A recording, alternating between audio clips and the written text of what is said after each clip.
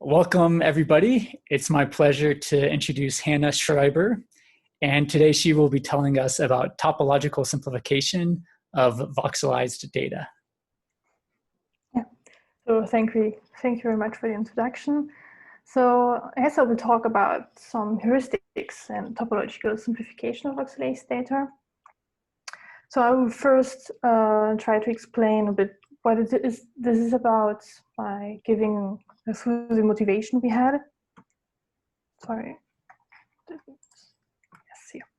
So the first motivation we had came from the field of biology, but this could also be used in medicine or whatever.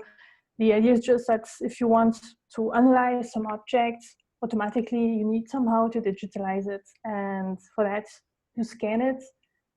There's different ways to do those with MRI, CT scans, and so on. The problem is that the results of the scans are not always so satisfying. So even if from far away here this root looks nice, when you're looking at it more closely, we see that it's quite messy, noisy, a lot of disconnected components. There is also small holes, small handles and voids inside the branches. So this makes the analysis a bit more difficult. And what you would like is to get rid of all this topology, which is there too much, and so to simplify this object. So how can we achieve this? A different approach to that, and I will talk about just one way we're choosing for that.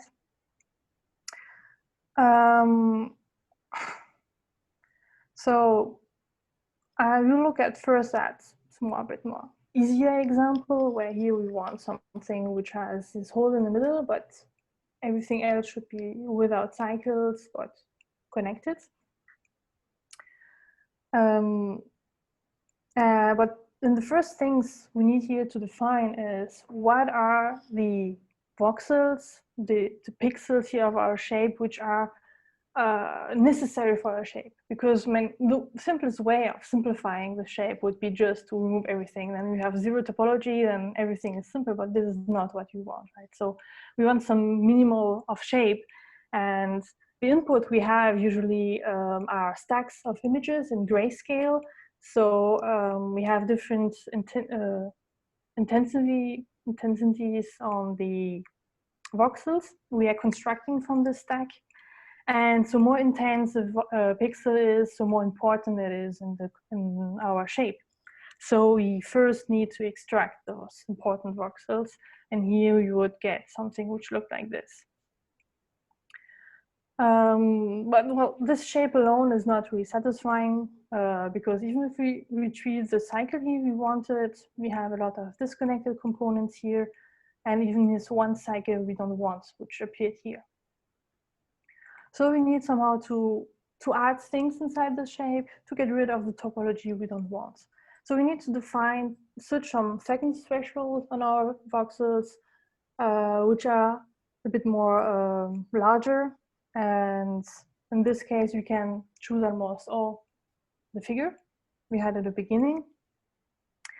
And this will represent the voxels which can possibly be in our final shape. So what we define here is what we call the core and the neighborhood of our shape. And the goal will be now to find an intermediate shape between those two, which has all the topology features which are in common between the core and the neighborhood we define. So we want things which are in the core and which survives, say, entering in the neighborhood, because we have one is included in the other. To formalize this a bit, this can be represented at what is called the homological simplification problem, which deals with two shapes. Here, in our case, it's the core and the neighborhood. And the goal is to define a middle shape between those two shapes, whose homology is isomorphic to the homology from the inclusion from C into N. So this means that you want the topology features which are born in C in which survives in N. This problem is studied. And the things we know is there always exists a solution for this problem in 2 dimensions, but not always in higher dimension, so even in 3 dimension. But entirely the problem is NP-hard in general. So we cannot expect having an algorithm which gives us the optimal solution every time in a time frame which is practical. So we need to work with something which is approximative, and that's why I will be talking about heuristics. What I represent will be, in fact, the extension of a previous work of my coworkers, which came out 2 years ago. So what are those algorithms? We start with what I defined before. We have the core and the neighborhood. And from there, we are defining a third shape, which is in between both of them with a third threshold on the voxels, because we do not want to start with the core, which often is a bit too, well, there's not enough around, a bit too slim. And we want something which is more near our shape we want at the end, because we want also not only the right topology, but also something with geometrically is nice and looks like what you want. So we have a third value, and this is the shape we want to modify to get topology we want. And so when I'm talking about the shape, from now on, we're talking about this shape we have here in the middle. So there are in our three types of topological noise. One in dimension 0, which are the superfluous or disconnected components. So we can see in this example here in green we have the core elements, and in red the shape elements, and in orange the neighborhood elements. And so we can have connected components with no core elements. Those are not important, so we want to get rid of them. But you can also have components with core elements, but here we see they're disconnected, but in the neighborhood they're connected, which means we want to connect them together inside the shape. Then we have the same problem with handles and voids, where we have sometimes handles in the shape which either do not exist in the core or do not exist in the neighborhood or in both of them. Here it's the same with voids. It's not so easy to represent, but here the idea is that we have a void inside the neighborhood but not in the core, and here in the core but not in the neighborhood. From those examples, we see that there are 2 types of possible correction of those noisy topology features, depending on if this feature is inside is not inside the neighborhood or not inside the core. The first one would be additive corrections, where we want to add things in our shape to match the topology of the neighborhood. We add things from the neighborhood inside the shape, so we get rid of here, for example, in this cycle. But we could also all the way remove things from our shape to match the one from the core. So here we can remove voxels which are not in the core from the shape to destroy the cycle. Here we are breaking it to get the same result. So here in this example, we could do both, but sometimes you can only do addition, sometimes only removals, depending if their neighborhood and core are agreeing or not. So these are basically the 2 operations we want to do on our shape to get the final results, which is as close as possible to our optimal solution. So our algorithm is quite simple. It's a 2-phase algorithm. First, we find candidates which we want to add or remove from our shape, and a second phase where we verify the validity of those candidates. And then we're just repeating those 2 phases until we have no candidates anymore. There are sort of 2 types of candidates within those, ones which are quite obvious, like voids, because filling up voids in 3D, there's only one solution to do so. The same there's only one way to remove components without core elements. But for other cases, it's a bit more complicated. For example, for handles, there are multiple ways to to fill or cut the handle. So we have to make a choice somehow, and there we will use persistent homology for that. So I will briefly explain how we use this homology to find those candidates. First remark, we will not compute the persistence on the whole shape, but in smaller boxes, simply because to use less space, because we would have to construct the boundary matrix, could be quite large fastly. And also because this gives us smaller candidates. Smaller candidates often are nicer, geometrically speaking, inside of the shape.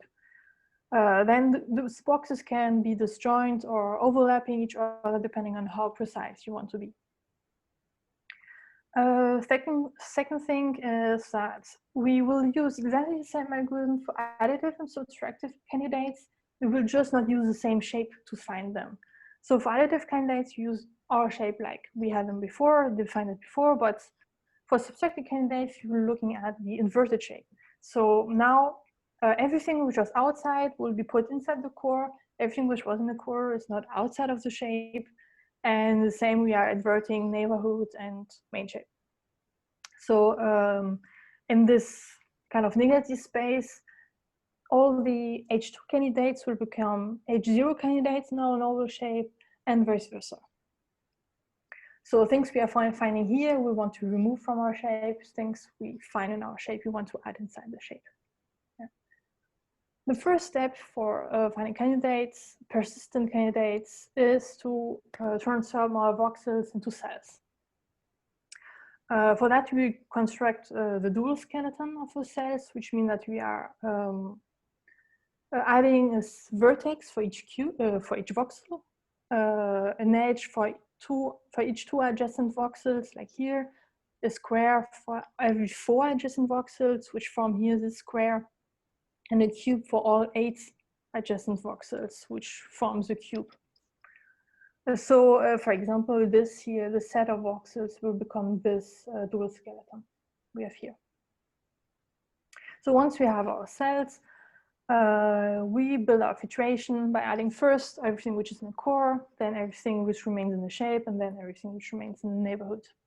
This way, we can compute like usual persistence diagrams on it, and we will be interested by everything which dies entering the neighborhood, because those will be the features you want to remove from our shape. The thing is that the usual algorithm for persistence only gives us the cycle classes which are dying. But we are interested to know of how those cycle classes are dying into the neighborhood. So we need a bit more information, which are the chains, which boundary is the cycle which is dying, because those will be filling up the cycles and so be candidates for us. For doing so, we need to extend a bit the algorithm which is used for persistence by adding a matrix where we will replicate all the column addition we do in the classic boundary matrix. The idea is this matrix represents somehow a base for the chains in the skeleton. And so by definition of the boundary matrix and the way we are choosing here this chain matrix is that at the column I, the chain, this boundary of this chain will exactly be the boundary in the column I of the boundary matrix. And when we are replicating all these operations on this matrix, this property remains. So at the end, the chains we have in this matrix, their boundaries will be exactly the boundaries which are in the basis we computed for the boundary matrix. So this way we can retrieve the chains you want. Those will be our candidates. And so the last step which remains is just to map back the cells into voxels. And this last step is a bit the problematic step, not because it's difficult to do, but because the voxels will not behave inside the shape the same way that the chains will behave in the skeleton. Because the skeleton will be somehow or present an intermediate shape between 2 voxelized shapes. So when you go back to the voxel things get thick. And the candidate we are finding can not only describe feature we want, but also create other features around. And this is something we want to avoid. We don't want to add topological features when we want to simplify things. So that's why we have the second step from our algorithm, which is verifying all the candidates we're creating. This is basically just adding or removing the candidates from the shape and verifying then how the Betti numbers of the shape are changing. So if the Betti numbers go down, we are keeping our candidates. If they're going up, we have to get rid of those candidates. So yeah, so that's how we find our persistent candidates. Here are a few experimental results. In this columns here, we see the sum of all the Betti numbers of the shape, which are initially, and here what would be the optimal value of this sum after simplification. And here afterwards we have just the result with different parameters. For example, what happens when the boxes we are choosing are not overlapping. Here they are, or when they are overlapping. The ratio here means that we decide to stop the big loop as soon as we reach some percentage of noise removed, here by 90%, for example, in this example. And what we see is that even though we never get exactly the optimal solution, we have always something which is pretty close to it. And we also see a trade-off between how much time we needed to compute and how precise or how small the sum is at the end. But we also see that it's sometimes worth having a bit more noise remaining, but having a faster computation time. For example, in this example, we see here that we needed 3,000 seconds, and we have still 366 features remaining.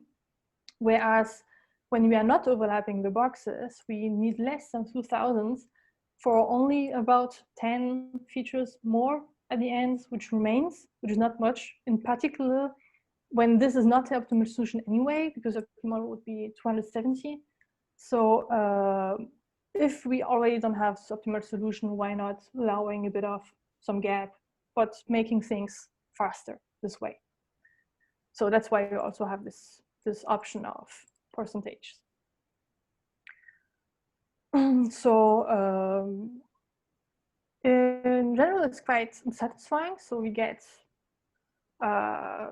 solutions which are quite close to optimal, which in a time which is practical, but we still have room for improvement. For example, in the experiments I showed here, the boxes were computed one after the other, but because in particular for those which are not overlapping, you could do this in parallel. So making all the boxes at the same time, this would probably cut the time by a factor again. This is interesting, but there's also possibly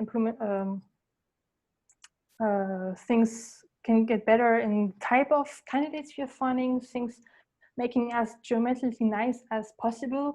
For example, we could choose more layers than we had now, because now we have only one core, one neighborhood, but we could choose more thresholds, and so constructing different cores, different neighborhoods, and giving priority to some type of candidates depending on others.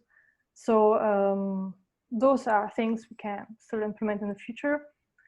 For now, the implementation we did, everything will be public very soon. So at the end of the week, we should have been first public version of everything we did. Well, I think that is everything I want to talk about. So thank you very much for the attention. And if there's any question, I would be happy to answer them. Thank you very much, Hannah, for the wonderful talk. Before questions, let's briefly unmute ourselves to applaud.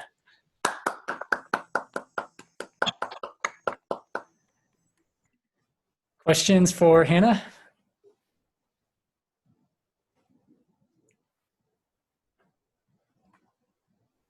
I have a quick question. Can you speak a little bit to the computational complexity of this as you get, let's say, in 3 dimensions? The complexity. So some, wait, here, those cases here with the void filling and removal is something we can do in linear time. So these are really nice candidates. For persistent homology, it will be cubic mostly because persistent itself is already cubic in the worst case. And well, we have to compute those candidates and then to verify them. And this more or less is, yes, it's around worst case cubic, I would say. And so the simple cases are linear, but you have to, if I understood correctly, you have to sort of iterate. How often, how many times in practice does that really need to get a good approximation? Well, those cases don't need, here the simple one only needs to be called once. We do not need to reiterate on them because they are somehow deterministic. We can really fill out all the voids at once and remove everything we don't want at once. And afterwards, we do not create any new voids, so there's no need to refill them. But for the persistence, it depends a lot on the example, how many features were there from the beginning, how many things there are in the core. This can go from only 5 iterations to 20 iterations, depending, even for things which has approximately the same size. So it depends really a lot of the shape. Interesting. Thank you.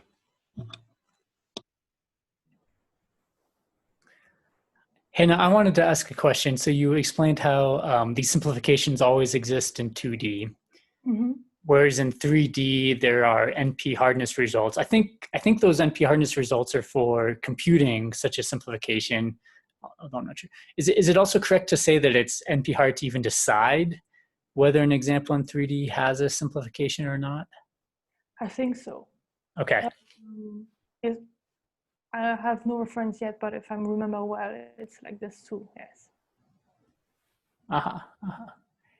And then I'm curious about the examples that don't have simplification in 3D. Do you have comments to say about it's a bit difficult to show because it's outright examples, right? I mean, in practice, I think in practice, we always have a solution because we have some nice things embedded in F3. But for example, things like nuts can have weird things happening.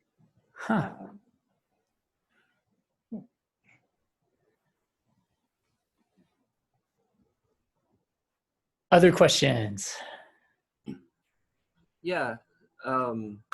Where should we look to have, where are you going to post this information or the algorithms? This will be on some Git repository from, wait, good question. It was I have it somewhere.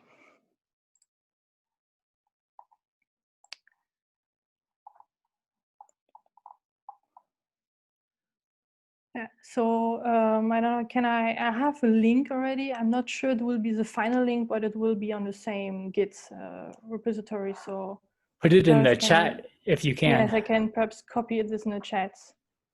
I just have to unshare my screen then. So, chat.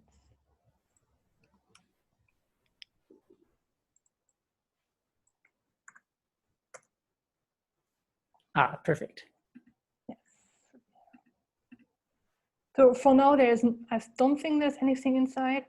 At least the public version is not ready yet, but it will be at the end of the week. That's for sure. Good question, Brandon. Further questions?